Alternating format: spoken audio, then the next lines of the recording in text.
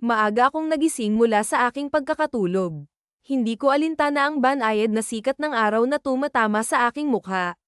Sa mga sandaling iyon, biglang sumagi sa aking isipan na may pasok pa pala ako.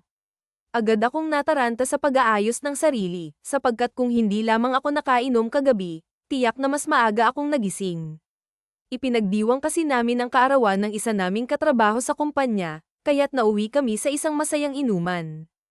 Hindi ko man mabilang kung ilang case ng Red Horse ang naubos namin, pero sigurado akong naging masaya ang gabi. Ngunit ngayong umaga, may halong saya at lungkot ang aking nararamdaman sa pagpasok sa trabaho. Masaya ako dahil nakasama ko sa inuman ng aking hinahangaang si Lukia, ngunit malungkot din dahil naubos ko ang budget na nakalaan sana para sa upo ng bahay. Hay, tila ba malas talaga ang araw na ito. Mukhang mahuhuli pa ako sa trabaho. Nakakainis. Nga pala, ako si Diego. Tinatawag din nila akong Diego. Hindi ako matangkad, nasa tamang taas lamang na 5 feet 6 inches. Hindi rin ako maputi dahil sanay ako sa init ng araw sa probinsya, at lalong hindi naman ako gwapo. Medyo mahiyain ako lalo na sa mga babae, at madalas akong tawaging torpe dahil hindi ako makaimik tuwing nandyan si Lukia. Siya na yata ang nagbibigay kulay sa bawat araw ko sa trabaho. Sa kabila nito, wala akong lakas ng loob na ipahayag ang nararamdaman ko sa kanya. Ang tanging lakas ng loob ko ay nakatuon lamang sa aking mga pangarap. High school graduate lang ako, kaya't ang nahanap kong trabaho ay pagiging pahinante ng truck. Ulila na rin ako sa magulang, at pinalaki ako ng lola ko na siyang nagpaaral sa akin. Ngunit hindi rin nagtagal, pumanaw din siya. Sa kabila ng lahat ng ito, nagsikap akong mag-aral, ngunit hindi na kinaya ng budget kaya't hanggang dito na lang ang narating ko. Sa edad na 17, nagpunta ako sa Maynila at naging kargador sa pier. Pagsapit ng 18, naging pahinante ako ng truck. Sa umpisa, natutulog lang ako kung saan-saan, pero kalaunan, nakapag-ipon ako at nakahanap ng inuupahang bahay. Hindi man ito kagandahan, maituturing ko pa rin itong tahanan. Ang tanging kagamitan ko lamang ay isang bombilya at isang tablet na nagsisilbing libangan ko kapag nag-iisa. Mayroon din akong cellphone, ngunit hindi ito touchscreen, kundi pindutan lamang. Hanggang ngayon, matyaga pa rin ako sa aking trabaho. Gayunpaman, huli ako ngayong araw sa pagpasok. Pagdating ko sa opisina, nakita ko si Lukia na masayang nakikipag-usap kay Benjamin, ang driver namin. Hindi ko maiwasang makaramdam ng selos. Gwapo si Benjamin, at maganda naman si Lukia, tila bagay silang dalawa.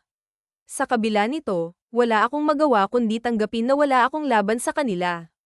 Pagkatapos, napag-alitan pa ako ng boss namin dahil sa pagka-late ko, dahilan upang hindi may biyahe ang mga kargamento sa pier. Para akong sinakluban ng langit sa mga nangyari. Hay buhay! Ito na lang ang nasabi ko matapos ang trabaho. Paglabas ko ng gate, nakita ko si Benjamin na nakasakay sa motor. Mukhang may hinihintay siya, kaya't dumiretso na lang ako pauwi, dala ang aking kalawanging bisikleta. Ngunit habang naglalakad ako, nakita kong sumakay si Lukia sa motor ni Benjamin. Para akong nawalan ng pag-asa sa nakita kong iyon. Sa galit at sama ng loob, naihagis ko ang aking bag. Wala naman kasi akong maipagmamalaki kay Lukia. Isang lumang bisikleta lang ang meron ako. Kaya't wala akong nagawa kundi umuwi ng malungkot at magmukmak sa bahay. Pagdating ko sa bahay, sinalubong ako ng may-ari na galit dahil hindi ko pa nababayaran ang upa. Tila ba lalo pang bumigat ang araw ko. Oo nga pala, ang naging kayabangan ko kagabi ang dahilan, sinagot ko pa kasi ang isang case ng inumin nila Lukia, kaya't naubos ang budget ko. Sayang talaga, 6:30 na nang makapagpahinga ako. Naupo ako at nanood ng video gamit ang tablet kong basag ang screen, nang biglang may kumatok sa pintuan. Sino yan? Tanong ko. Isang pamilyar na boses ang sumagot, Kuya, gising ka pa ba? Malumanay ang boses, at agad kong nakilala na si Elena Ina iyon. May ipapagawa ka bang dala dyan? Tanong ko ulit. Lapis lang po ito, Kuya, sagot niya. Ito na lang kasi ang gamit ko para sa pangkulay. Nang makita ko ang mga gamit niya, hindi ko napigil ang maawa. Napakapayak ng mga gamit niya, maging ang lapis ay halos pudpud na. Naalala ko tuloy ang sarili ko noong bata pa ako, walang-wala rin. Si Elena Ina ay kapitbahay ko, at isa sa mga masugid kong tagahanga dito sa lugar namin. Namamangha siya sa mga guhit ko, lalo na siguro dahil bata pa siya. Nakakatuwa siyang panoorin habang masayang nanonood kapag nagdo-drawing ako. Noong una, iyakin pa siya, pero tumahan siya nang bigyan ko ng isang simpleng drawing. Ngayon, malaki na siya, ngunit nananatili pa rin ang kanyang kasiyahan sa tuwing nakikita niya akong nagdo-drawing. Mahirap din ang buhay nila, gaya ko. Ang nanay niya ay isang labandera, at ang tatay niya, si Manuel Nilo, ay nakaretay dahil sa karamdaman. Minsan, kung kaya ko, tumutulong ako sa kanila. Si Elena Ina ang panganay sa 3 magkakapatid, at siya na rin ang tumatayong ate at tagapag-alaga ng 2 niyang bunsong kapatid. Habang nagdo-drawing ako, napansin kong pinagmamasdan ako ni Elena Ina. Nakangiti siya habang nakapangalumbaba, nakatitig sa ginagawa kong proyekto. Noon, binaliwala ko lang ang mga ngiti niya, ngunit sa paglipas ng panahon, tila nagiging espesyal na ang mga iyon sa akin. Para hindi ako mag-isip ng kung ano-ano, minadali ko ang paggawa ng project niya. Nang matapos ko ito, iniabot ko ang oil pastel ko bilang regalo, pati na rin ang lapis na ginagamit ko. Kuya, ang ganda po. Siguradong mataas na naman ang grades ko nito. Salamat po, kuya. Masayang yamakap siya sa akin at binigyan ako ng halik sa pisngi bilang pasasalamat. Oh, sayo na yan ha. Para may magamit ka sa school mo. Pagbutihin mo ang pag-aaral mo, sabi ko habang hinahawi ang buhok niya. Muli siyang yamakap sa akin at nagpasalamat. Kita ko sa kanyang mukha ang inosenteng kasiyahan habang nakatingin sa aking drawing. Ah, kuya, hatid mo ako bukas, ha? Gusto ko nandun ka kapag nag-present ako, sabi niya na may bahagyang pagmamakaawa. Hindi ko alam kung makakasama ako bukas sa school mo. May gagawin kasi ako, sagot ko. Pilit na nagdadahilan upang hindi niya ako kulitin. Kuya Donnie, please, hatid mo ako bukas. Wala kasing manonood sa presentation ko. Si Mama pupunta ng ospital bukas, kaya ikaw na lang ang manood para malakas ang loob ko. Kakatok po ako dito ng maaga para gisingin ka, kuya, ha? Ano kasi Sige na nga. Basta galingan mo bukas, sagot ko habang napansin ko ang kanyang nakakunot na kilay.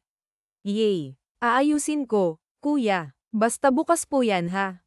Bye, kuya. Salamat po ulit dito. Masaya siyang umalis, dala ang mga gamit na binigay ko. Pagkaalis ni Elena Ina, nakaramdam ako ng lungkot kaya minabuti ko na lamang na kumain. Pagkatapos, nahiga na ako ng maaga upang makapagpahinga. Gayunpaman, hindi maalis sa isip ko si Lukia, ang babaeng matagal ko nang pinapangarap. Sa kabila ng malamok na paligid, napasarap pa rin ang tulog ko sa katra. Ngunit bigla akong nagising nang may narinig akong kumakatok sa labas. Naalala ko ang pangako ko kay Elena Ina na ihahatid ko siya sa eskwelahan, kaya't dali-dali akong bumangon. Nandyan na. Saglit lang, sigaw ko habang nagmamadaling pumunta sa pinto. Pagbukas ko, bumungad sa akin si Elena Ina na nakaayos na at handa nang pumasok. Aga-aga mo namang gumising. Anong oras pa lang? Oh, siya nga pala, kuya, late yang orasan mo. 6:30 AM na, sabi niya na may bahagyang ngiti. Agad akong napatingin sa cellphone ko. Ay, oo nga pala, mali yung alarm clock ko. Saglit lang ha, mag-aayos lang ako. Nagmadali akong maligo at magbihis, iniisip na pagkatapos may hatid si Elena Ina, diretso na rin ako sa trabaho. Kuya, matagal ka pa ba dyan? Tanong niya mula sa labas. Tapos na ako. Tara. Alis na tayo, sagot ko habang nagmamadaling lumabas. Isinakay ko siya sa bike ko, at siya'y umupo sa unahan. Masaya si Elena Ina habang nakasakay, at habang nagbabike ako, naamoy ko ang mabangong samyo ng kanyang buhok na tila bulaklak. Hindi ko maiwasang madampi ang ilong ko sa kanyang ulo, at napaisip ako na napakaswerte ng lalaking makakakuha ng puso ni Elena Ina. Sa hindi ko maipaliwanag na dahilan, nadampian ko ng halik ang kanyang ulo. Bakit, kuya? Tanong niya, tila nagtataka. Wala. Pampaswerte lang yun para lumakas ang loob mo, sagot ko na may halong biro. Kuya, mapapanood mo lang ang presentation ko, sapat na yun para lumakas ang loob ko, sagot niya na may ngiti. Oh, paano? Dito na tayo. Galingan mo, ha? Maghihintay lang ako dito, sabi ko habang tinuturo ang direksyon ng kanilang quadrangle. Habang papasok siya sa loob ng eskwelahan, nakita kong nagtipon-tipon na ang mga estudyante para sa kanilang presentation. Doon ko nasaksihan ang husay ni Elena Ines sa pagsasadula. Ang galing-galing niya, parang isang propesyonal na artista sa paraan ng kanyang pagbigkas. Hindi ko napigil ang pumalakpak sa tuwa. Pagkatapos ng kanyang pagtatanghal, nagpaalam na ako sa kanya at dumiretso na sa trabaho. Habang nagmamadali akong magbike, iniisip ko na sana hindi ako malate. Sa kabutihang palad, sakto lang ang dating ko sa trabaho.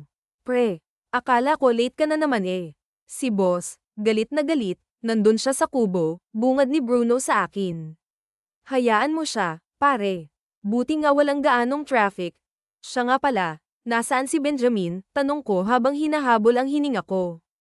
Ayun, kausap si Lucia. Mukhang nililigawan ata, sagot ni Bruno na may halong biro.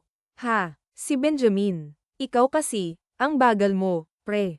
Inunahan ka patuloy ng may asawa na, dagdag niya. Ano, may asawa na si Benjamin eh bakit nililigawan pa siya kay Lucia? Tanong ko na may halong pagkabigla. Oo, pre, may asawa na yang si Benjamin. May 2 anak na yan, at ang alam ko, nasa abroad ang asawa niya. Dapat malaman to ni Lucia. Hindi pwedeng magkatuluyan sila ni Benjamin, sagot ni Bruno na tila may bahid ng awa. Pare, wala ka nang magagawa pa para pigilan sila. Matagal nang alam ni Lucia na may asawa yang si Benjamin.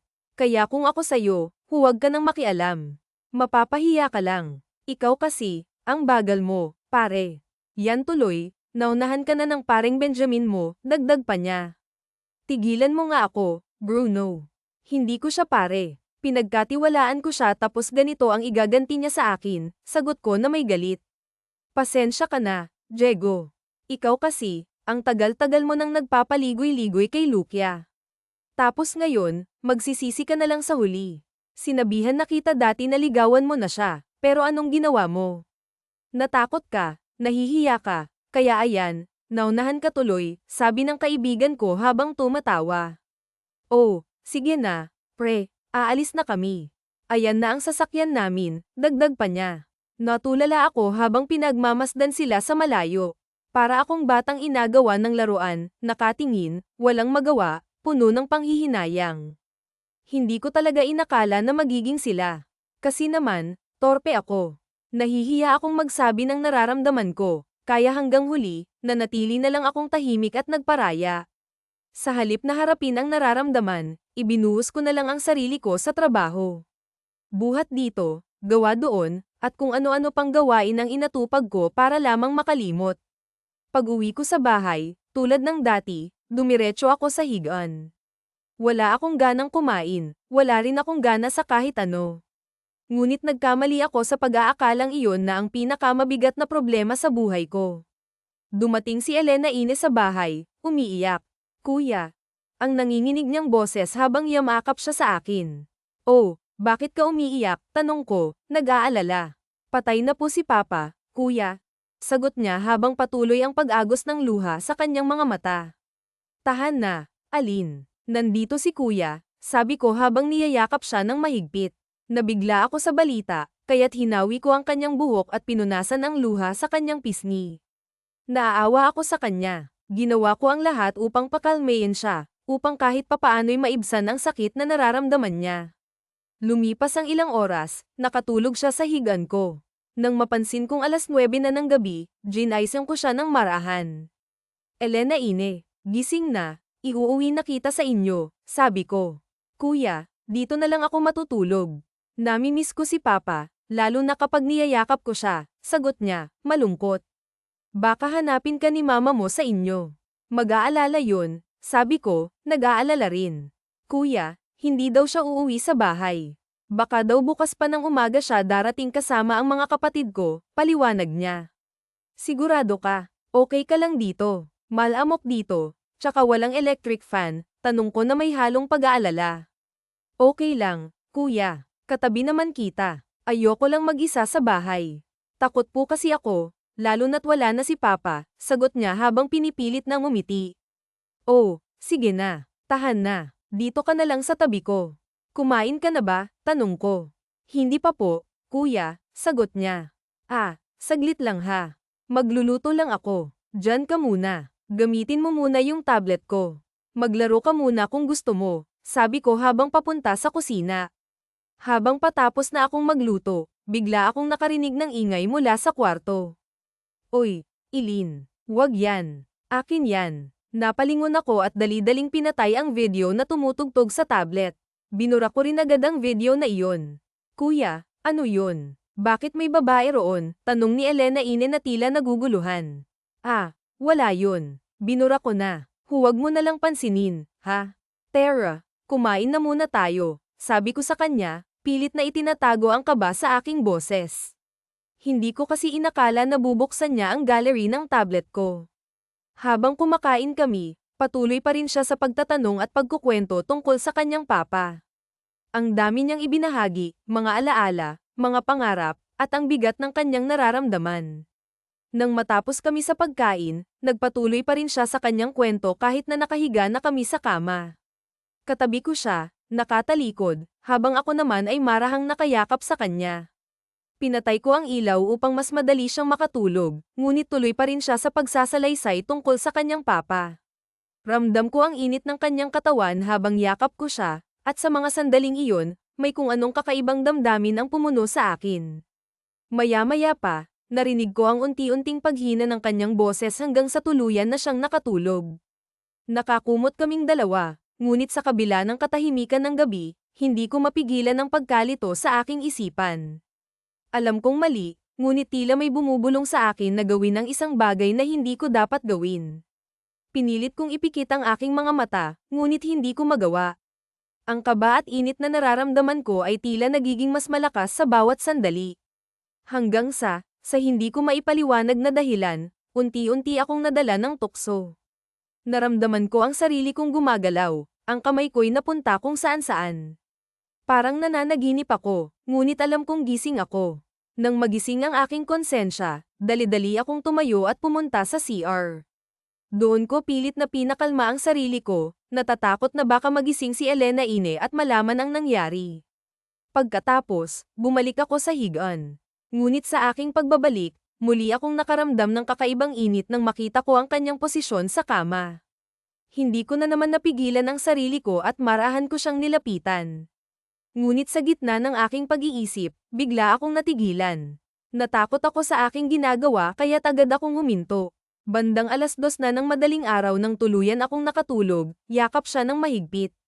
Bago ako makatulog, nadampi pa ang aking labi sa kanyang ulo. Good night, Elena Ine, bulong ko sa kanya. Sa kabila ng lahat, napansin kong napakasarap ng tulog ko noong gabing iyon. Kinabukasan, nagising ako sa pakiramdam na may yumayakap sa akin. Pagdilat ko, nakita ko ang maamo at cute na mukha ni Elena Ine. Nakapikit pa rin siya habang nakayakap sa akin. Hindi ko napigilan ang bahagyang pagdampi ng aking labi sa kanyang labi. Maya-maya, ginaisang ko na siya. Elena, gising na. May pasok ka pa ata, sabi ko sa kanya. Kuya, dito muna ako. Dito muna ako matutulog, sagot niya. Tila ayaw pang bumangon. Elena, baka malate ka niyan, sabi ko ulit. Kuya naman wala akong pasok, alam na ni teacher yun. Hindi mo ba alam, ibuburol na si Papa mamaya, sagot niya, medyo malungkot. Ah, sorry, Elena. Sige na, mahiga ka na muna dyan at magsasaing lang ako, sagot ko. Sige, kuya, antok na antok pa ako, sagot niya habang muling pumikit. Habang nagsasaing ako, iniisip ko pa rin ang lahat ng nangyari noong gabi. Alam kong nanghina siya dahil sa bigat ng kanyang nararamdaman, kaya hinayaan ko na lang siyang magpahinga. Pagkatapos kong magluto, naligo muna ako at nag-asikaso.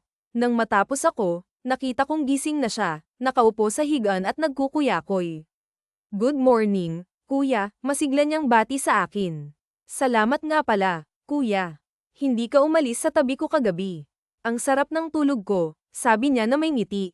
Ah, buti naman na maganda ang tulog mo, sagot ko, pilit na itinatago ang kaba sa aking boses.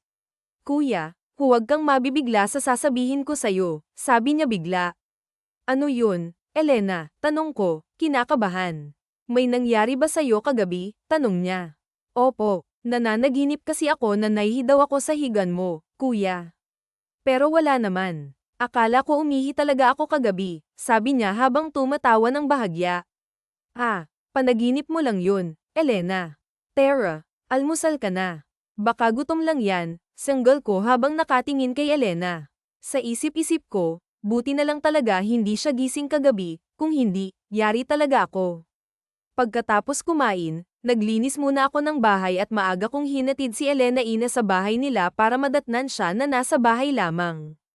Binilin ko kay Elena na huwag sabihin sa ina niya na doon siya natulog sa bahay, kapag nangyari yun, iskandalo ang aabutin ko nito.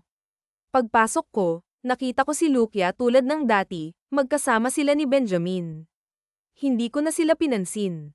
Sino ba ako para magselos sa kanila? Kaya tuloy lang ang trabaho ko kahit mabigat hindi ko alintana dahil iba na ang naroon sa aking isipan. Yun ay si Elena Ina. Medyo malabo nga lang yung pangarap ko pero gusto ko na si Elena. Ang kaso lang, malayo ang agwat namin kaya parang wala lang din. Sa paghakot ko, bigla akong nairita. Nakita ko si Lucia yakap-yakap si Benjamin sa loob ng truck habang ako naman ay nakatingin lang na pawis na nagbubuhat ng mga bagahe. Nakatingin sa akin si Benjamin na parang nang-iinggit sa ginagawa nila pero ako naman, walang magawa sa sitwasyon ko bilang hoy, trabaho. Mabagal ka dyan, sigaw ng boss ko sa akin. Para akong alipin na walang magawa sa halagang 351 araw, kulang pa para umahan sa buhay. Samantalang si Benjamin, 700 ang araw at may incentive pa. Kalahati sa kanyang sahod. Buhay nga naman, oh. Pag-uwi ko, namasdan kong nakaburol na si Manuel Nilo sa gilid ng bahay. Nandun si Ate Kela at ang kamag-anakan nito. Nasulyapan ko din si Elena na nakaupo sa gilid ng mama niya at lumingon sa akin habang pinapasok ko ang bike. Nagpahinga ako saglit at umupo para magkape at nagmuni-muni. Inisip ko yung sarili ko, palang araw makakaraos din ako. Hihijitin ko si Benjamin at matutupad ko yung gusto kong marating sa buhay. Ilang sandali pa, nag-asikaso na akong kumain at nanood sa tablet. Sa panunood ko ay biglang kumatok si Elena Ina. Kuya, pasok po ako. Saglit, bubuksan ko lang yung pintuan.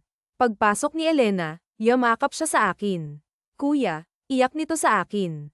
Bakit, Elena? Anong problema? Kasi, kuya, wala na si Papa. Sino na lang ang tutulong sa akin sa pag-aaral? Patitigilin na daw ako ni Mama. Kuya, tahan na, Elena. Nandito pa naman ako. Kuya, ayoko ng ganito. Gusto ko makatapos ng pag-aaral. Huwag kang mag-alala, tutulungan kita. Basta mangako ka sa akin na mag-aaral ka ng mabuti. Talaga po, kuya, gulat nitong sagot at yamakap sa akin ng mahigpit. Oo naman, Elena Ina, kaya tumahan ka na. Gusto mo bang manood muna bago ka umuwi? Sige po, kuya. Salamat po ha. Ang laking tulong niyo po sa akin. Sana katulad niyo po yung mapapangasawa ko. Kuya, yan ang huwag mo nang gagawin. Mag-aral ka muna at saka, mabuti yun sa isip-isip ko. Hintayin mo ako. Tsaka ano po, kuya? Tsaka tumulong ka muna sa magulang mo. Opo kuya, gagawin ko po yung sinabi nyo. Habang nanonood kami, niyakap ko siya't hinawakan ang kamay niya. Pagkatapos noon hindi na malaman ng aking kamay kung saan pupunta. Habang ginagawa ko yun, hindi siya nagsasalita, nakatingin lamang siya sa pinapanood namin. Habang hawak ko sa kanang kamay ko ang aking tablet, masasabi kong pareho kaming bago sa ginagawa namin pero alam ko kung paano pasayahin ang babae dahil sa aking mga napapanood. Naghalikan kami ni Elena Ina. Halatang hindi siya marunong kaya naman ako na ang nagturo sa kanya. At habang ginagawa namin yun, may biglang tumawag sa pangalan ni Elena Ina. Agad akong kinabahan sa pagkakatayo ko. At alam kong boses yun ni ate na narinig namin ni Elena. Kuya, si mama yung tumatawag sa akin. Anong gagawin natin? Agad at gulat nitong saad sa akin. Nataranta ako't dali-dali ko siyang pinag-ayos sa banyo. Hindi ko alam ang sasabihin ko at kung papaano ko ito ipapaliwanag. Palapit ang boses sa pintuan. Nang matapos mag-ayos si Elena sa banyo, lumabas ito at nagtungo sa pintuan. Ngumiti muna ito sa akin at patakbo nang lumabas samantalang ako nakaupo at tinuloy ang panonood ko sa tablet pero ramdam ko ang kaba ko sa aking dibdib. Maya-maya pa ay nagbunga nga na ang nanay ni Elena Ina sa may labas at naririnig ko yun sa loob. Saan ka ba galing? Bata ka ha. Wala na akong mautusan para mag-asikaso sa burol. Mag-ama nagpapagawa lang ako ng project kay Kuya Donnie. Puro ka project. Dapat ang inuuna mo ay yung burol ng ama mo. Elanean, na madaming gawain, hindi yung kung saan-saan ka nagsususuot dyan. Magtimpla ka ng kape at ang daming bisita, asikasuhin mo yun. Oo ma, magtitimpla na po ako, mahinahong sagot ni Elena Ina. Tsaka nga pala, yung mga nagsusugal, bigyan mo rin ha. Matutulog muna ako at ikaw muna ang magbantay, Elanean. Opo, mama. Nang marinig ko yung pag-uusap nila, nakahinga ako ng maluwag at naging kalmado na ako pero hindi pa rin may iwasang matakot. Nang bigla na lamang masira ang tiwala ng magulang niya sa akin. Kaya lumabas ako at nakipaglamay sa burol ng ama ni Ellen Ain. Tumulong na rin ako sa gawain na mag-ina upang maging maganda pa rin ang pakikasama ko sa kanila. Hindi kami nagkikibuan ni Elena Ina sa nangyari. Tahimik kaming magkatabi at unti-unti dinapuan na ng antok si Elena Ina pero sa isip-isip ko, nabitin ako doon. Grabe, mag-alas 4:30 na nang ako'y matapos sa pagbabantay. Nakahiga na kasi sa balikat ko si Elena Ina habang ako naman ay nagmamasid sa paligid. Pagkagising ng nanay ni Elena Ina, saktong paalis na ako nang ako ay tawagin niya. Akala ko kung anong sasabihin niya kaya parang napayuko ako sa harap nito. Donnie, salamat sa pagbabantay at pag-aasikaso dito. Pasensya ka na at nakatulugan na ni Elena Ina yung pagbabantay ah. Wala po yun, ate. Tulong ko na po yun sa inyo. Parang hindi nyo naman ako tinulungan dati nung wala ako. Tsaka magkapit-bahay lang po tayo, ate. Sige ah, salamat sa uulitin. Mukhang may pasok ka pa niyan ah. Oo nga pero hindi na umabot hindi na ako papasok Sige po, ate. Matutulog muna ako. Oh, sige. Ingat sa pagtulog mo ha. Baka multuhin ka ni Kuya Nilo mo, biro pa nito sa akin. Matapos nun nilinggan ko pa si Elena na nakahiga sa may upuang mahaba, masarap ang pagkakatulog nito. Paghiga ko, naisip ko ang mukha ni Elena Ina. Pinalitan niya na kasi si Lucia sa isip ko kaya parang ang sigla-sigla ko habang pinipikit ko ang mata ko na inaalala si Elena Ina. Pagkagising ko, nakaramdam ako ng init sa mukha ko. Nasisinaga na pala ako ng katanghalian. Pagtingin ko sa cellphone, 10:35 AM mukhang hindi na talaga ako makakapasok, saad ko at muling nahiga sa Katri. Sayang talaga hindi ako nakapasok pero sulit naman dahil mababantayan ko si Elena, ang naroon sa aking isipan. Muli akong bumangon at dumiretso sa banyo upang maligo na rin. Habang nagsasalo ako ng tubig sa drum at nagsisipilyo, may narinig akong kumakanta sa kabilang CR. Narinig ko ang boses ni Elena Ina at ang pagtilapon ng tubig. Naisip kong baka naliligo ito. Nilabas ko ang pinto para tignan kung nasa labas ang nanay ni Elena Ina at di nga ako nagkamali, kasama nito ang bunsong anak at ito ay kalong-kalong habang nagbabantay kaya muli akong bumalik sa loob para alamin kung nandoon pa ba sa kabilang CR or si Elena.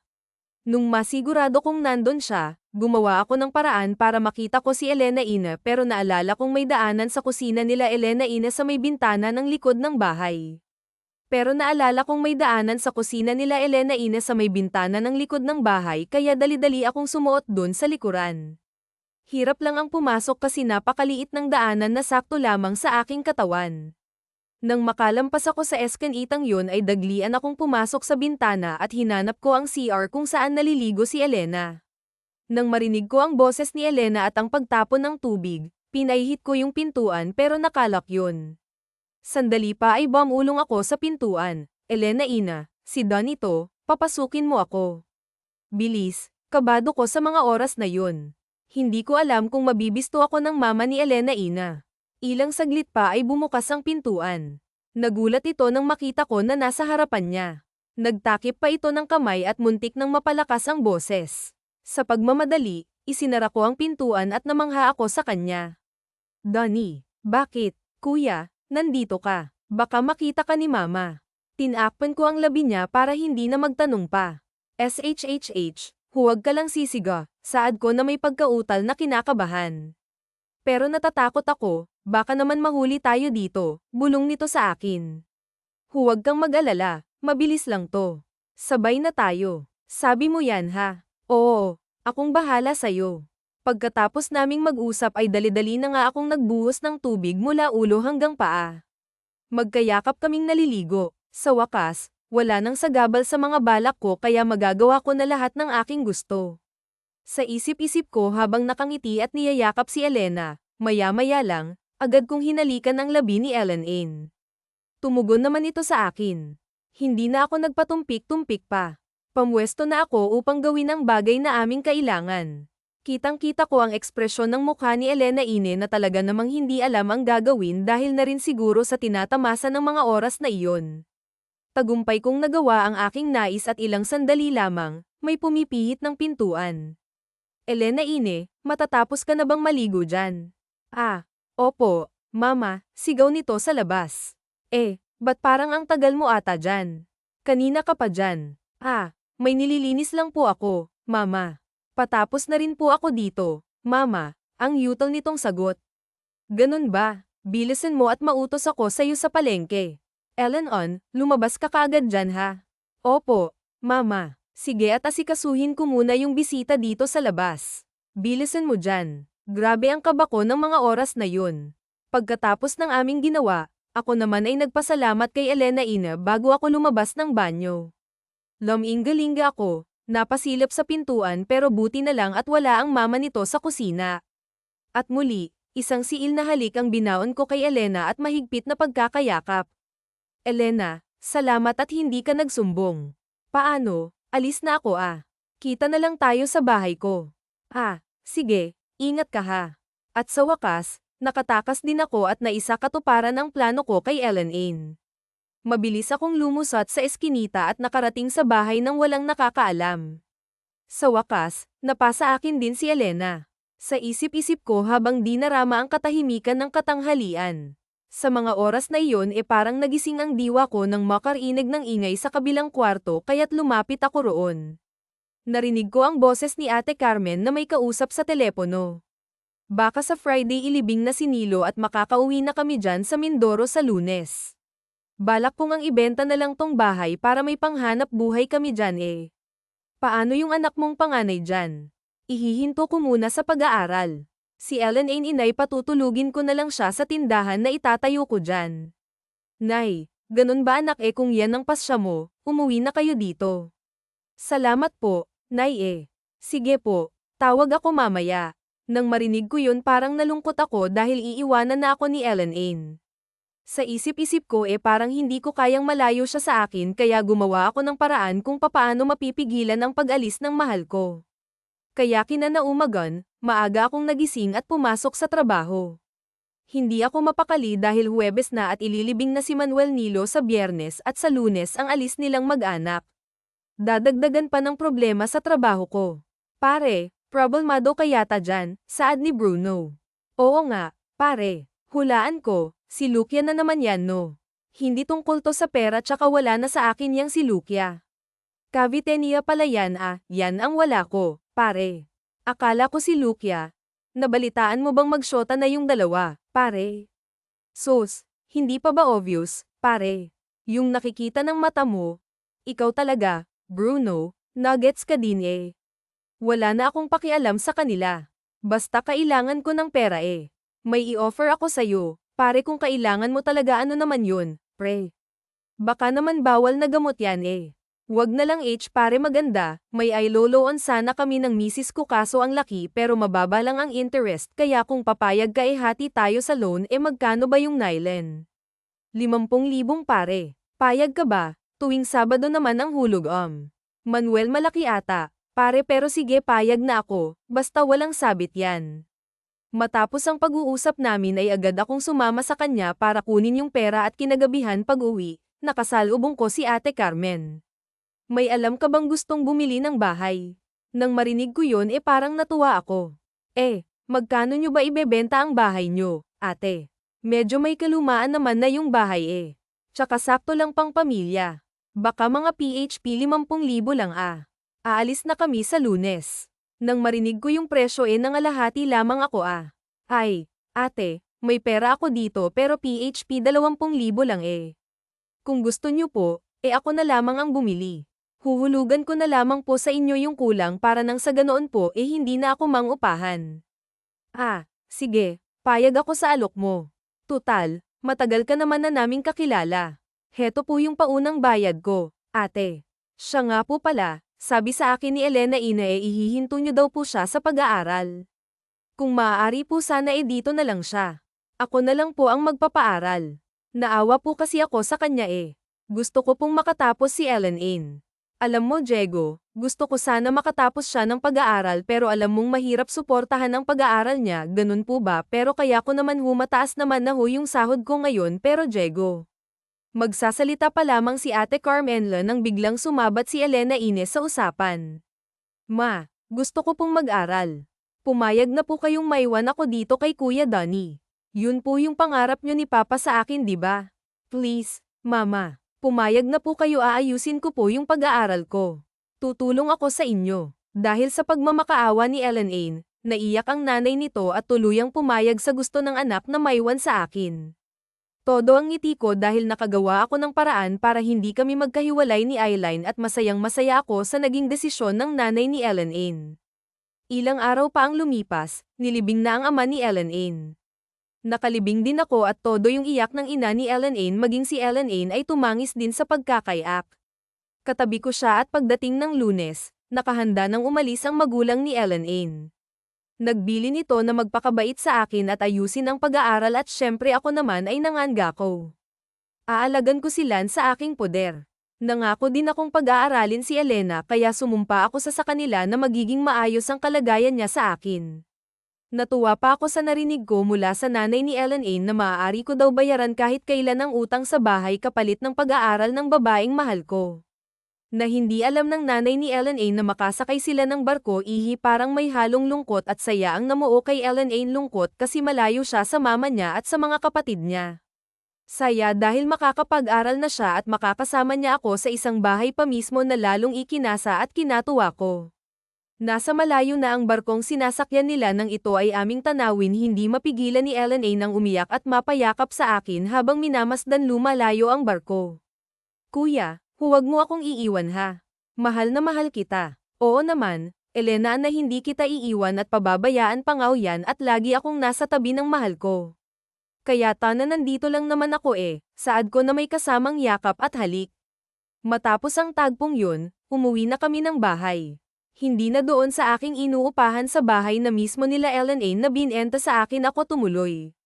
Pasado alauna nang makauwi kaming dalawa sa bahay, masaya at maligayang naglilinis ng bahay. Doon ko na kasi inilipat ang mga gamit ko kina Ellen Ain at madami din akong inayos. Buong maghapon siyempre hindi nawawala sa tabi ko si Elena, magiliw ito at malambing sa akin na para bang tunay kong asawa.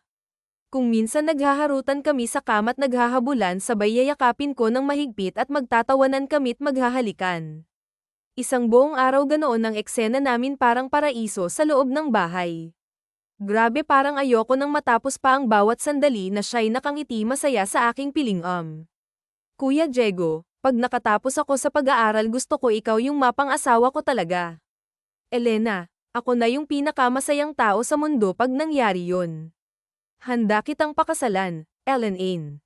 Mahal kita kahit saang simbahan, basta dito ka lang sa tabi ko ha. Mahal ko. Oo, kuya, kahit sino pa nga man liyo sa akin, basta agad kasi ikaw ang gusto ko makasama habang buhay. Wala kayang forever, biro ko sa kanya. Kuya naman bag trip ka dyan. Ka na nga, matutulog na ako. Et naman, tampo agad. Halika nga dito, baby ko't payakap nga ako sa babaeng mapapangasawa ko. Sabay halik sa pisngi nito habang kalong-kalong ko at nilalamang. Ikaw kasi pangasar ka masyado. Bakit naman? Totoo naman, walang forever Kasi ikaw ang lifetime na mamahalin ko habang nabubuhay ako. Grabe ka naman, ganun pala yun. Pakis nga po ako, saad nito na kinikilig sa akin habang niyayapos ko ng mahigpit ang buo niyang katawan sabay halik sa noon. Ito ayaw mo lang kasing maniwala sa akin Oo na po mahal ko. Naniniwala na ako sa'yo, saglit lang, magluluto muna ako ng makakain natin. Sabay bitaw nito sa aking pagkakayakap. Pero hinawakan ko ang kamay niya at hinatak palapit sa akin. Bakit, Diego? Ayaw mo pa bang kumain? Hindi mahal ko, sasamahan na kitang magluto para matuto din ako sa luto mo, at sabay yakap muli dito pagpunta sa kusina. Nagluto kaming dalawa ng sinigang, yakap-yakap ko siya mula sa likuran habang hinahalo namin ang kanyang niluluto. Nakangiti kaming dalawa at masayang-masaya nagtitinginan sa isa't isa at masasabi kong daig pa namin ang ikinasal dahil sa hindi kami mapaghiwalay maging sa pagkain. Masaya kaming nagsusubuan kay Gun sa pakiramdam na kayakap mo, kaharap mo, katabi mo at kasama mo ang pinakamamahal mo sa buhay. Pagkatapos ng mga gawaing bahay nagpahinga na kaming dalawa sa kwarto at sa iisang kumot at syempre may electric fan at saka aircon. Medyo pagod kaming dalawa sa gawaing bahay kaya maagang napapikit si Elena. Mahigpit ang yakap ko sa kanya at hinahawi ang buhok nito na may kasamang halik sa kanyang ulo habang tinitignan ko yung wallpapers sa ginawa ko sa aking tablet.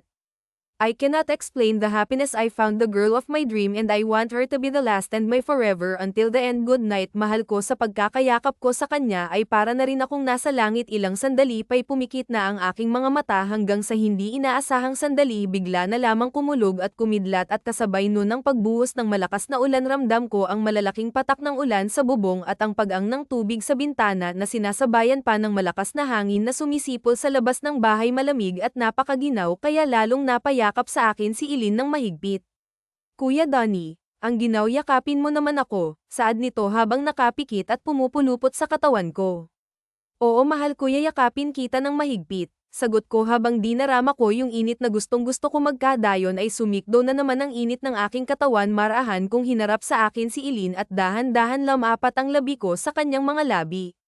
Matagal ang naganap sa aming halikan at ilang sandali pa, agad na nga akong pamwesto kasabay ng ulan ay ginagawa namin ang bagay na iyon. Talaga namang masayang-masaya ako dahil nasosolo ko sa Eileen ngayon. Wala na yata akong mahihiling pa dahil kasama ko na yung babaeng mahal ko. Bigay todo kami sa ginagawa namin at ilang sandali pa nang hina kami at parehas na pawisan. Parehas kaming nakarating sa dulo. Nakangiti ang bawat isa sa amin sa gitna ng pagbuhos ng malakas na ulan. Ay ang pagmamahalan naming dalawa ang nagpainit ng lamig ng gabi. Masarap ang tulog naming dalawa ng mga oras na iyon at kagaan ng pakiramdam. Malaya kaming nakakagawa ng gusto namin habang magkayakap pa rin kaming dalawa sa kama at nanara ang kasiyahan. Nakangiti kaming naghalikan sa ilalim ng kumot at inaantay ang pagsikat ng umaga. Pagkagising naming dalawa, sabay kaming naligo. Ang sarap sa pakiramdam na nagagawa namin ang mga bagay na ito. Lumipas ang sandali at kami kumain na ng umagon. Naisip ko na sana kami na lamang ang itinadhana na sa isa't isa, pero pag naiisip ko yun, parang ang hirap umasa na lang. Bakit parang natutulala ka dyan? Umiiyak ka ba? Wala, Toto. Elena ina, mahal ko, napuwing lang ako. Sigurado ka eh. Umiiyak ka na dyan eh. Bakit? Wala, may naalala lang ako. Alam ko na, birthday mo hindi natapos na. Nung January pa, July na ngayon. Ikaw talaga, hula lang naman yun, pero alam mo mahal ko. Kahit ikaw lang ang maging buong regalo ko, sapat na sa akin yun. Ikaw talaga, payakap nga ako sa mahal ko, yakap ko sa kanya na may kasamang halik ng pagmamahal. Labas tayo bukas. Bakit naman, kuya? Huwag na lang. Sayang yung pera mong igagastos. Dito na lang sa bahay natin igastos yan. Alam mo kasi naalala ko na birthday mo pala bukas kaya hindi ko papalampasin yung araw na yon. Nako, ikaw talaga. Gusto ko sa lahat, hindi mo nakakalimutan yung birthday ko. Sorry ha, nagparinig pa ako. Alam ko naman yun, mahal ko. Payakap nga ulit, kahit ikaw lang, Donnie, saad ni Elena ina. I love you. I love you too, Ellen, mahal ko. Paano? Tara, alis na tayo. Ihahatid na kita sa school mo. Salamat, mahal ko, saad nito nang may malambing na tinig. Sa araw na dumarating sa buhay namin ni Ellen ay lagi kaming magkaagapay sa lungkot man o kasiyahan, sa hirap man o ginahawa ng buhay. Ilang oras at araw ang dumaan sa buhay namin na ngayoy nagpatibay sa amin. 3 taon din ang lumipas nang magsama kami ni Ellen. Nakatapos siya ng high school at dahil sa tulong naming dalawa, nakapundar kami ng gamit at tindahan na rin. Nung una ay mahirap, pero dahil sa minana ni Elena ang tiyaga at sipag galing sa pagtitinda ng ina, lumago ito. Bago siya pumasok ay nagtitinda muna siya at sa gabi naman, tiyagan siyang nagbubukas. Masaya ako sa kanya. Samantalang ako naman, umalis na sa aking trabaho matapos kong matutong makapagmaneho ng sasakyan at makakuha ng lisensya. Sabay kami ni Bruno umalis at nag-apply sa kumpare niyang Hapon bilang driver. Nakabayad na rin ako sa mga utang ko at kulang ko. Dahil dyan, Masayang-masaya ako dahil nahijitan ko pa si Benjamin dahil naging magulo kasi ang buhay ng dalawa matapos ay pakulong si Benjamin ng asawa nito sa abroad na ito ay nangangaliwa. Samantalang si Lukia naman, pilit na dumidikit sa akin at gusto niya akong mapang-asawa pero tinanggihan ko ito dahil nag-iisa lang ang gusto kong mapang-asawa, yun ay si Elena Ina na aking mahal. Maganda ang takbo ng buhay namin ngayon kumpara nung nagsisimula pa kami pero sa totoo lang, wala pa kaming anak ni Ellen Ain. Ayoko pang magkaroon, inaalala ko kasi ang kanyang pag-aaral at kung magkataon man ay baka paghiwalayin kami kung mangyari ngayon kaya pinigil ko ang sarili ko na gawin ang bagay na yun kay Elena. Pero minsan, pinagbibigyan niya ang aking kasiyahan pag nangangalabit siya at pag gusto ko rin. Siyempre, pero ang gusto niya kasi magka-baby na kami at nasabi ko rin ang plano ko sa kanya at sinabi ko na lamang sa kanya na, Elena Ina, sana maintindihan mong mahal kita pero hindi pa tayo handa eh. Sana maintindihan mo yung kalagayan natin, mahal ko. Ayokong mabaliwala ang pag-aaral mo dahil sa akin. Sana payagan mo akong gawin ang lahat para sa'yo pero mahal ko paano mo nasasabi yan ngayon pang alam ko na ang plano mo. Hindi mo kailangang umalis. Kung gusto mo, hihinto na ako sa pagkakolehiyo ko, ito ka na lang sa tabi ko. Donnie, mahal kita at alam mo yan. Hindi ko kayang mawala ka sa tabi ko, yakap nito sa akin habang lumuluha. Pero Elena Ain, napag-usapan na natin to. Totoo ba kailangan ko umalis para sa'yo, para masuportahan ang pag-aaral mo, para sa kinabukasan natin, saad ko na may pangunawa sa kanya. At hinawakan ng balikat na, Kuya Donnie mahal kita dito ka lang sa tabi ko at huwag kang aalis Ilan dahan na huwag ka nang umiyak malulungkot din ako pag umiiyak ka mabilis lang naman ang araw mahal ko at palagi naman akong tatawag sa tsaka naalala mo ba yung mga pangarap natin sa magiging baby natin gusto kong maging masaya tayo mahal ko at alam kong kaya natin to pa nga ako babalik ako mahal na mahal kita ikaw lang ang mamahalin ko hanggang dumating ka dun. Nang makita ko siyang umiiyak, parang nasasaktan ako sa pag-alis ko pero yun ang tama at kailangan kong gawin. Ayokong matulad siya sa akin na walang tinapos, gusto ko lang matupad niya ang pangarap niya para sa amin kinabukasan. Nakahanda na ang pag-alis ko papuntang Japan bilang driver ng truck sa isang company gumagawa ng gamot at beauty product. Sa airport, hinatid ako ni Elena Ina. Niyakap ko siya ng mahigpit na mahigpit habang tumutulo ang luha ko sa pisngi at isang halik sa labi ang ibinaon kong pag-alis ng bansa na tinanaw ang pagluha ng babaeng mahal ko habang nagpapalem. Habang tinatanaw ko ang himpapawid sakay ng eroplano papunta sa ibang bansa ay lubos ang pangungulila ko sa babaeng mahal ko habang patuloy sa pagpatak ang luha sa mata ko naisip kong bumalik ngunit huli na ang lahat dahil alam kong ito ang makakabuti sa amin ni Ilan ang paglayuin kami ng oras at lugar ay hindi sapat upang magtiwala kami sa isa't isa isang larawan ni Elin ang nagpapaalala sa akin ng pag-asa at muli kaming magsasama. Halos araw-araw kong naaalala si Ellen Ain. Lagi akong tumatawag at nagpapadala ng sulat sa kanya na ayos lang ako. Kamusta ka na pag-aaral mo at mahal kita Elin mga salitang paulit-ulit kong ipinaparamdam sa kanya hindi rin nawawala ang sustento ko sa kanyang pag-aaral lahat ng sahod ko yung pinapadala ko buwan-buwan sa bank account naming dalawa at minsan nga kinsines kung magpadala ako sa kanya hindi naman ako natatakot sa kalagayan niya doon na baka mag-isa lamang siya sa katunayan ipinasundo ko na yung mama niya at mga kapatid niya para doon na lamang tumira sa bahay kaya laking pasasalamat ko rin na sila ay nandoon ngunit isang masamang balita ang nagpabago sa akin nung mga sandaling yun at halos ikadurog na ng puso ko ang sinabi ng mommy ni Ilan sa akin layuan ko na daw ang anak niya dahil kakasal na daw ito sa bago nitong nobyo matapos nung pag-uusap namin ng nanay ni Elena nawalan na ako ng contact sa mahal ko para akong pinagsakluban ng langit at lupa at nung araw dining yun na aksidente ako sa minamanehong truck dahil ito sa pagkasira ng ulo ko sa aking nalaman gusto kong kamustahin o tignan kung totoo ba pero wala akong magagawa nakarate ako sa ospital at nag-aagaw buhay sa nangyari tanging pangalan ni Ilan ang binabanggit ko sa mga oras na iyon pero walang Ilan na dumating sa hospital. Pare, kamusta ka na? Si Bruno to ah. Pare ilang araw na akong nandito. Isang buwan na pare buti na lamang at bali lang ang tinamo mo pasalamat ka't buhay ka pa nga pala nahuli na yung nakabangga sa'yo at huwag kang mag-alala sagot ng kumpanya ang lahat ng gasto sa ospital wala kang babayaran pare tungkol naman sa sisihirin mo ganun din habang nagpapagaling ka ay binabayaran ka ng company pare pasensya na wala akong nakuhang impormasyon kung nasaan na yung mag-ina na pinapahanap mo sa akin ah. Okay lang, Bruno. Salamat din at dinalaw mo ako dito. Sus. Wala yun, ano ka ba, ako ang nagpasok sa dito, kaibigan kita, at syempre ako rin ang mag-uuwi sa'yo pare.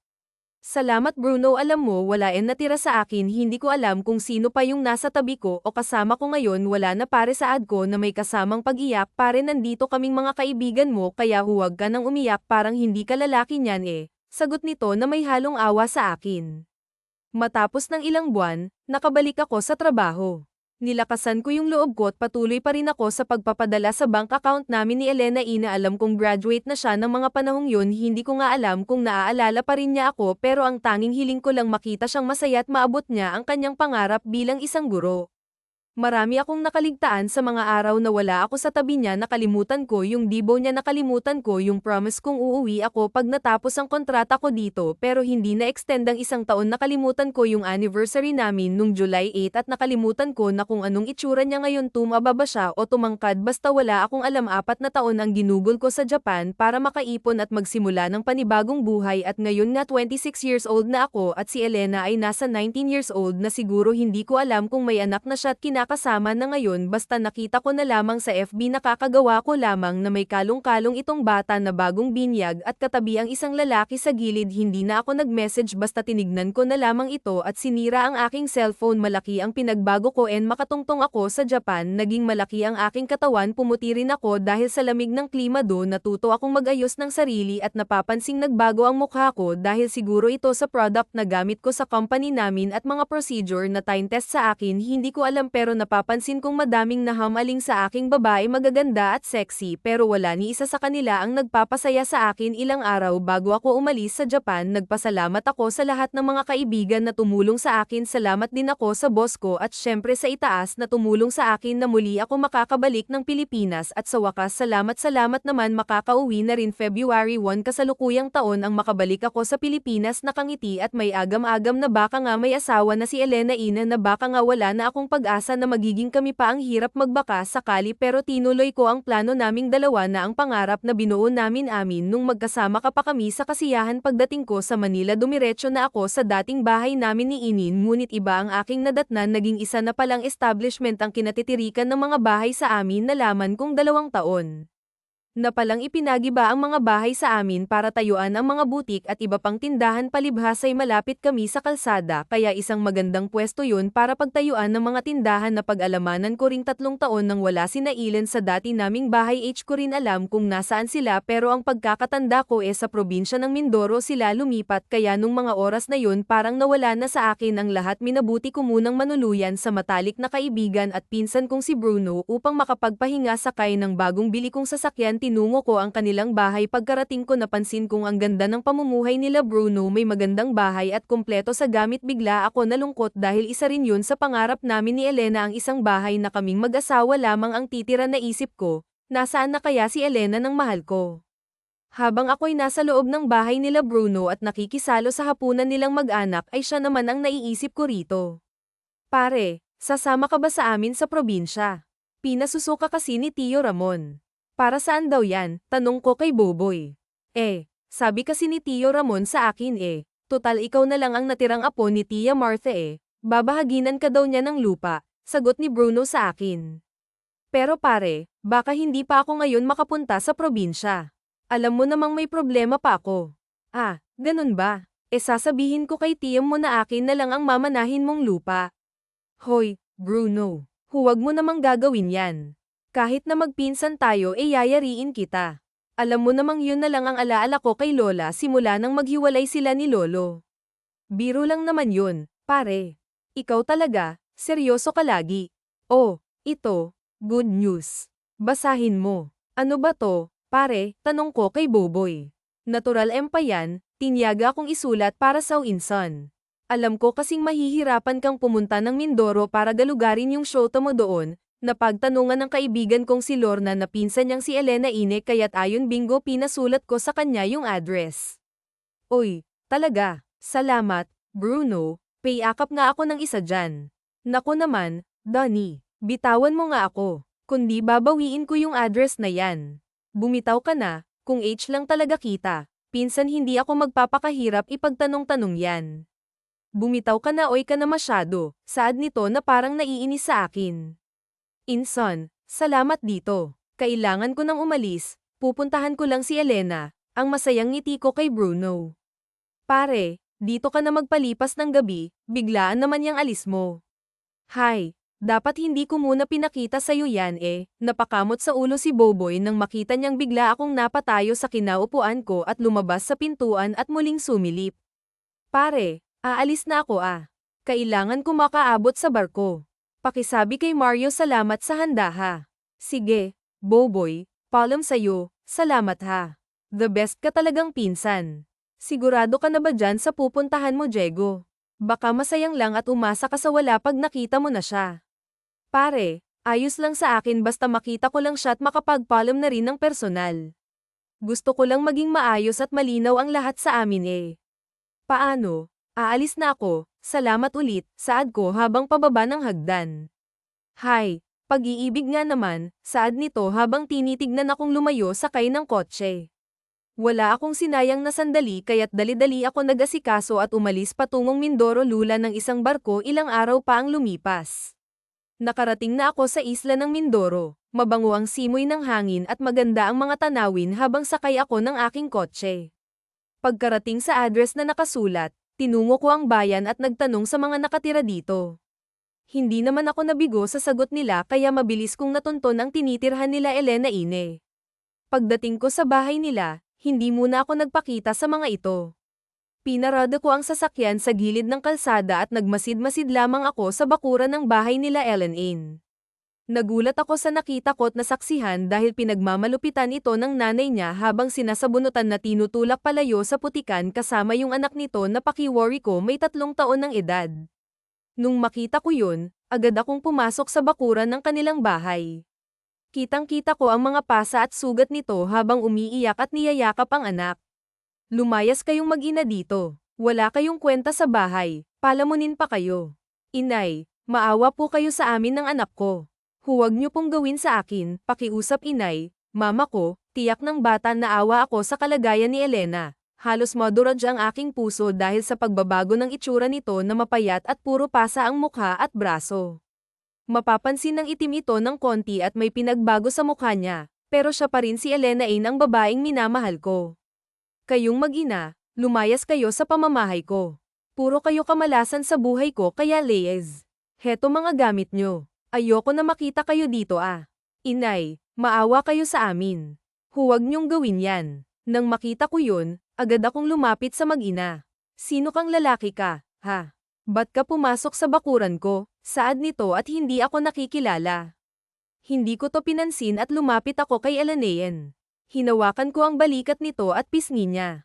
Ellen Ine, tahan na, nandito na ako, mahal ko. Diego, nang makita niya ako, parang naliwanagan ang mata niya sa lalaking nasa harap niya. Biglang napalingon si Ate Carmen sa akin at tumaas ang kilay. Huwag ka nang umiyak, nandito na ako mahal ko. Patawad hindi ako nakarating ng maaga para sunduin ka. Diego, ba't ngayon ka lang? Ang akala ko hindi ka nababalik, saad nito habang humahagulgol sa pag-iyak sa pagkakayakap ko.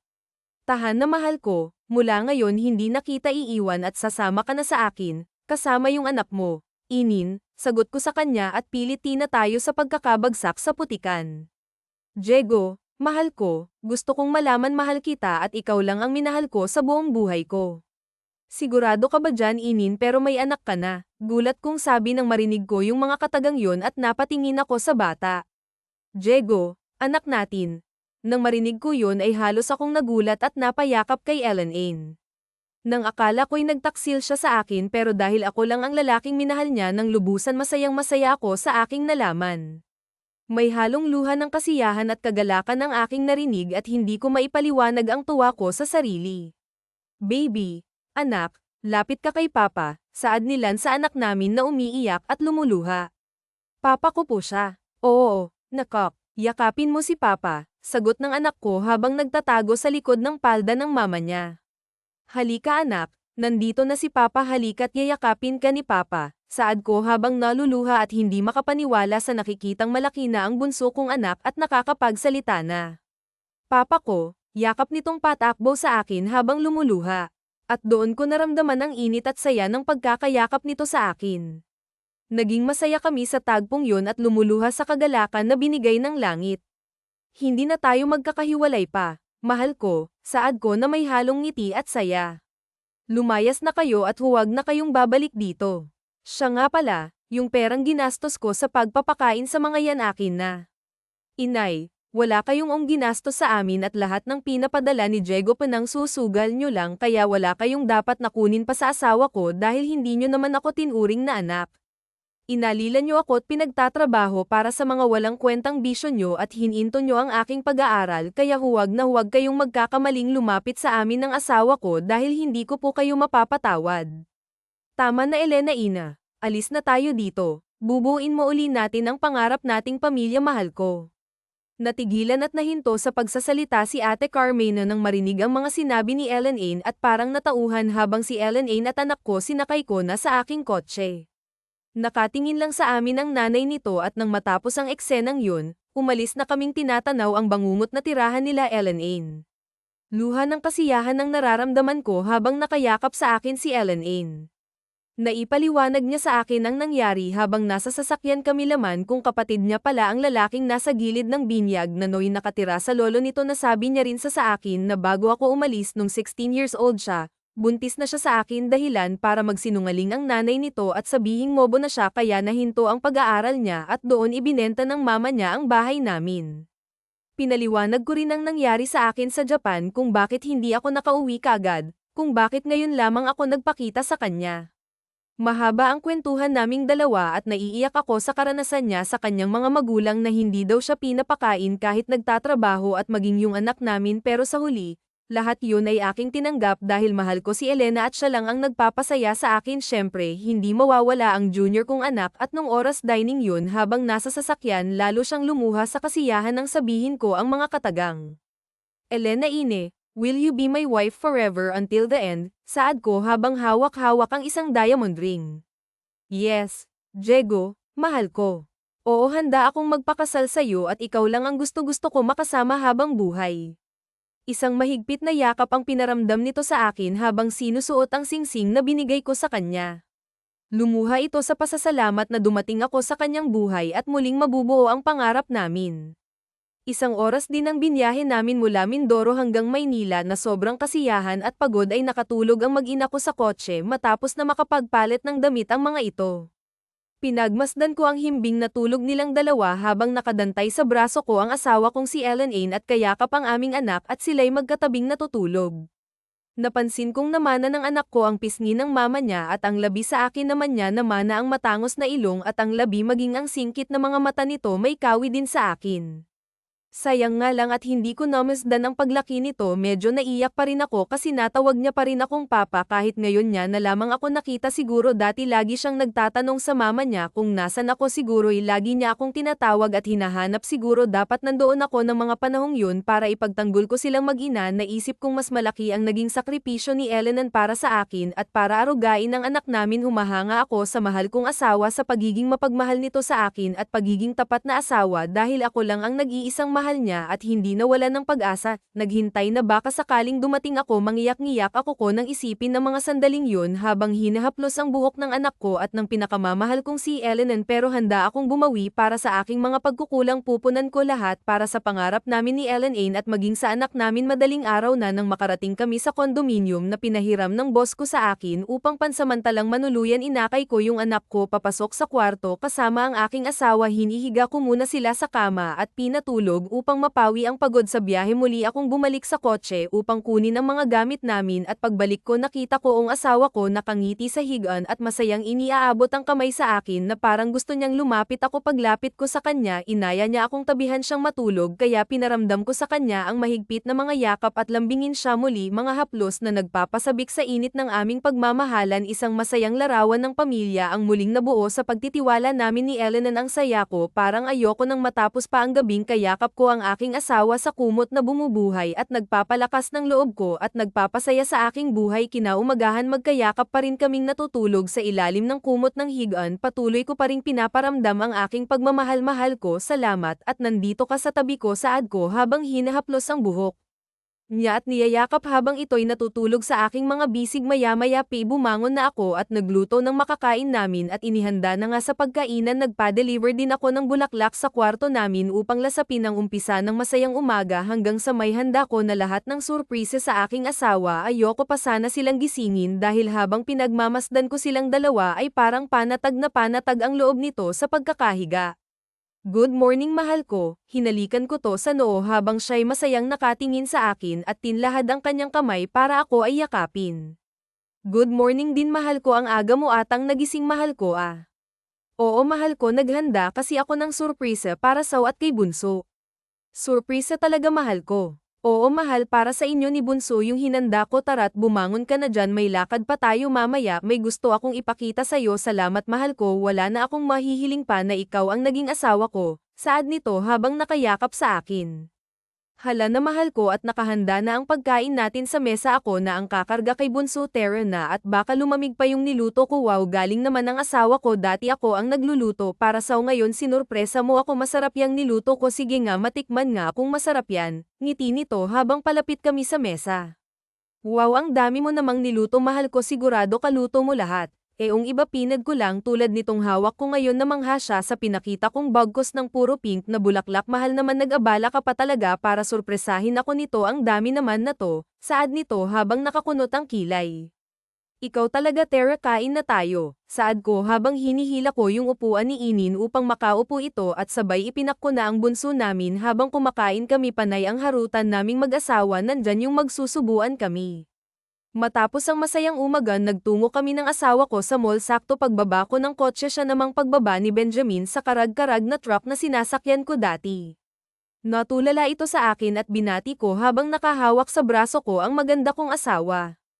Para itong binuhusan ng malamig na tubig ng aking batiin at hindi makapagsalita sa kinatatayuan. At habang napapalunok sa lalamunan, naalala ko dati yung hirap na dinanas ko sa kanya noon, pero pasalamat ako kung hindi dahil sa pagtatyaga ko at sipag sa buhay, wala ako rito ngayon. Matapos ang eksenang yun, dumiretso na kami sa loob at matapos mag-mall, masaya kaming mag-asawang nagtungo sa restaurant upang mananghalian ng mga oras ding yun. Matapos kumain, dumiretso rin kami sa park. Isang araw na walang kapagurang saya ang ginawa namin nung hapong ding yun.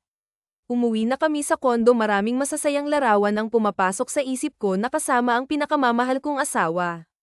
Ilang araw bago ang kasal, inimbitahan ko ang mga naging kaibigan ko sa Japan at ang mga kamag-anak ko sa side nila. Bruno, ang naging best man ko sa kasal ay ang pinsan kong si Bruno, naging ninong naman ang boss kong hapon sa kasal namin, at iba pang kaibigan na dumalo. Nang matapos na ang kasal, pumasok kami sa loob at agad kong dinala ang anak ko sa kuna. Tulog na tulog ito dahil sa pagod. Maya-maya pa ay napatingin ako sa asawa kong si Elenan. Sabik na sabik akong binuhat ito sa kwarto habang pinapapak ko ito ng halik sa labi. Pagdating namin sa kama ay parang mga nakawalang leon kami, na sabik sa isa't isa, nang gigigil sa isa't isa at pawang baliw sa pagkauhaw. Ang aming mga labi ay talaga namang hindi mapigilan, mahigpit na magkayapos sa mga katawan namin habang ang aming kamay ay talaga namang kung saan-saan naroroon. At sa sobrang kasabikan, agad na nga akong pamwesto. Kitang-kita ko ang ekspresyon ni Elena, talaga namang sabik na sabik at uhaw na uhaw ito sa akin. Hindi malaman ni Ellen kung saan ibabelang ang ulo ng mga oras na yun. Talaga namang parang baliw na hindi malaman ang gagawin. Nandong napapahawak sa aking braso, naroon naman na napapahawak sa unan. Mahigpit ang pagkakahawak nito hanggang sa ilang sandali lang tagumpay naming narating ang dulo. Pawisan at lupaypay kaming pareho, sobra-sobra ang aming tinatamasa at walang oras o araw na hindi namin ginagawa ang bagay na iyon. Biyaya ang pinagkaloob sa amin na magsama ng masaya at matiwas saysay isang bahay. Ilang taon din ang lumipas bago nasundan si Oscar dahil nagpatuloy sa pag-aaral si Inin. Sa tulong ko, isang lalaki ang sumunod dito at siya ang kapangalan ko, at sumunod naman ay si Julia na bunsong babae naming anak na palayaw ay Julia. Naging maayos ang aming pamumuhay ni Inin. Nagkaroon kami ng negosyong groceries at nagsimula lamang sa tindahan, at ngayon ay malyugo na nakapagtapos din ng pag-aaral si Elena, at ako din naman ay nagpatuloy din sa pag-aaral ng kursong business ad. Sa tulong ng pag-aaral ko ay na-promote din ako sa trabaho kinalaunan bilang isang assistant manager. Nakuha ko na rin ang mana kong lupa kay Tio Ramon sa Baguio kung saan magbi-birthday ang kapatid ni Lol ang si Tia Nora at sa susunod na linggo nga pupunta kami doon sa probinsya para makiselebrate kay Lola Nora at nung panahong pumanaw ang nanay ni Elena napatawad niya na ito sa mga nagawang kamalian sa ngayon nga ay masaya kami ni Ellen Ain sa buhay na tinatamasa namin ngayon kasama ang tatlo naming anak dahil na isa katuparan naming dalawa ang pangarap namin.